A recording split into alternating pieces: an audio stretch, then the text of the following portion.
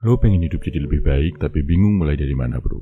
Ganti hal-hal sederhana ini, lo bakal ngerasain efeknya dalam waktu singkat. Gak perlu lama, gak perlu banyak teori, efek positifnya bisa langsung lo rasain.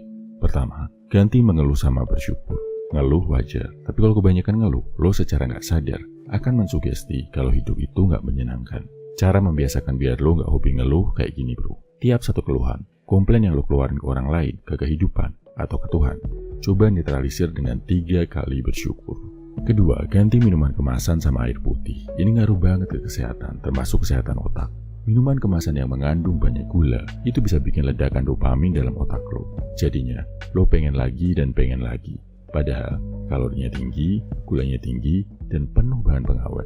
Cuma manjain lidah, tapi menyakiti badan dan otak.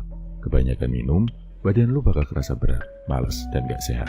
Jadi coba bro, sekarang ganti minuman kemasan sama air putih ya. Dijamin 3 hari lo lakuin, efek lebih segar ke badan bakal lo rasain. Ketiga, ganti kebiasaan nyalahin dengan ambil tanggung jawab. Setiap ada yang gak benar dalam hidup, sebelum coba nyalahin, mengoreksi orang lain, lihat dulu bro, apa yang salah dari diri lo.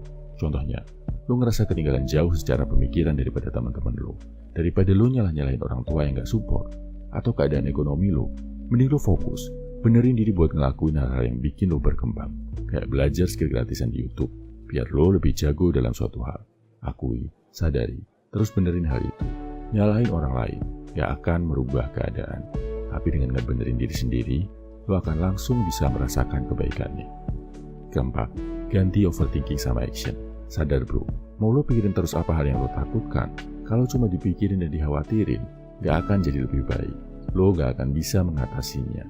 Misal, lo takut di PHK sama kantor, mau lo overthinkingin, mau lo bawa santai dan cuek, tetap aja keputusan PHK ada di kantor lo.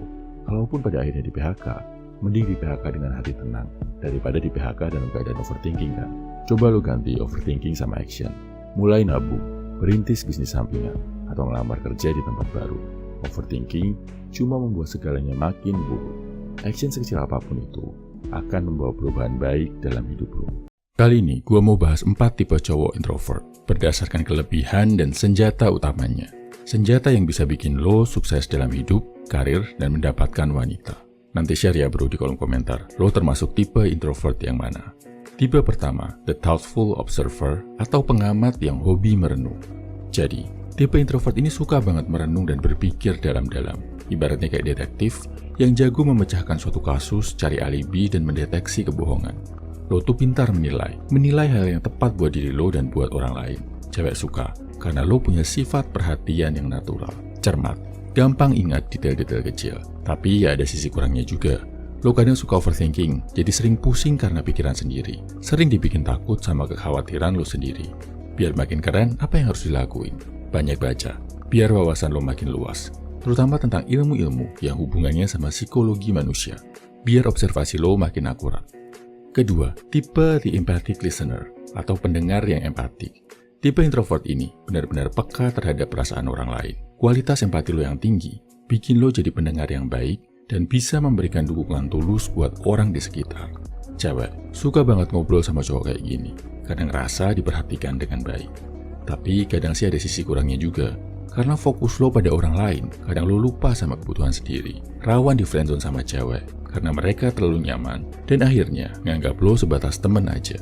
Biar makin keren gimana? Pelajari juga bahasa tubuh dan mikroekspresi. Jadi, lo nggak cuma nangkap maksud seseorang dari kata-katanya, tapi juga bahasa tubuhnya. Ketiga, the creative dreamer atau pemimpi kreatif. Tipe introvert yang ini adalah para pemimpi yang penuh kreativitas. Lo penuh dengan ide-ide unik dan out of the box. Bisa menginspirasi orang lain dengan kreativitas lo yang cemerlang, walaupun sebenarnya lo nggak banyak ngomong. Buat dapetin cewek, senjata ini asyik, karena lo bakal dianggap sebagai cowok yang seru. Cewek nggak akan bosen saat interaksi, karena lo punya banyak ide menarik. Kekurangannya, kadang lo terlalu idealis, kadang dimakan sendiri sama ide-ide lo yang liar. Rawan stres dan depresi, karena kadang apa yang ada di imajinasi lo beda banget sama kenyataan. Biar makin keren gimana? Temukan cara buat mengekspresikan ide-ide dan diri lo sebebas-bebasnya. Bisa lewat musik, olahraga, bela diri, menulis, dan lain-lain. Gak perlu sempurna. Intinya, lo bisa bebas berekspresi. Jadi kreativitas lo makin terasah, dan ide-ide kreatif lo bisa tersalurkan. Keempat, the analytical strategist atau ahli strategi yang analitis. Tipe introvert ini adalah para pemikir strategis yang analitis. Lo itu ibaratnya kayak ahli matematika yang bisa nemuin pola dan solusi kompleks dari setiap masalah. Sering jadi andalan orang lain, terutama cewek, kalau mereka punya masalah dan butuh solusi cerdas dari lo. Kekurangannya, lo sering terlalu kritis dan logis, dan hal ini bisa bikin orang lain yang ngobrol sama lo jadi tertekan dan gak nyaman. Kadang sering dianggap gak asyik dan gak seru. Biar lebih keren gimana bro? Pelajari buku tentang strategi perang dan bisnis. Biar pas bikin strategi dan analisis, lo bisa lebih paham tentang konsep adaptasi. Jadi analisis lo bisa makin tajam dan akurat. Nah, lo termasuk introvert tipe yang mana? Tipe pengamat, tipe pendengar, tipe kreatif, atau tipe ahli strategi? Share di kolom komentar ya bro. 6 tanda dan cara kalau lo adalah introvert yang bisa menaklukkan dunia dan wanita. Pertama, lo jago nulis. Gak apa-apa gak jago ngomong, gak jago public speaking. Yang penting, lo bisa menuangkan ide-ide lo dalam tulisan. Kayak yang dilakuin Sohoki, Muhammad Hatta, dan Ki Hajar Dewantara. Pidato, orasi, ucapan, itu mungkin hilang, gak ada jejaknya. Tapi tulisan bisa hidup abadi dan dikenang sampai puluhan, bahkan ratusan tahun ke depan. Kedua, lo bisa menganggap sifat introvert sebagai kelebihan, bukan kekurangan. Lo fokus, kalau sifat introvert itu bisa bikin lo lebih tekun, serius, dan cermat. Gak menganggap introvert sebagai kutukan, yang bikin lo susah bergaul, minderan, dan mageran. Ketiga, diam-diam menghanyutkan. Diam-diam menguasai skill ekstrovert. Ibaratnya Pokemon, introvert itu kayak Ditto bro. Kelihatannya cupu, lemah, diem-diem aja, tapi dia bisa berubah jadi Pokemon lain dan menguasai skillnya. Lo sebagai introvert bisa banget bro menguasai skill orang ekstrovert. Bisa menguasai leadership dan cara bergaul yang baik. Dan kalau lo bisa ngelakuin hal ini, lo akan jadi introvert yang unstoppable. Keempat, lo punya circle pertemanan yang kecil tapi terseleksi. Temen lo gak banyak tapi berkualitas. Lo gaul sama orang-orang yang bisa mendorong lo untuk jadi lebih baik. Dan lo juga bisa nge-support mereka sebagai sahabat. Lo menganggap pertemanan sebagai sesuatu yang bisa bikin lo maju, bukan yang bikin lo pusing dengan berbagai drama dan konflik sosial. Kelima, lo bisa bersahabat dengan ilmu dan tujuan hidup. Kelebihan utama introvert adalah sifat suka belajar. Lo lebih bisa pakai waktu buat belajar hal berguna daripada buat nongkrong gak jelas. Lihat aja bro, kebanyakan ilmuwan besar dunia, kayak Albert Einstein, Nikola Tesla, Isaac Newton, kebanyakan adalah introvert dan penyendiri.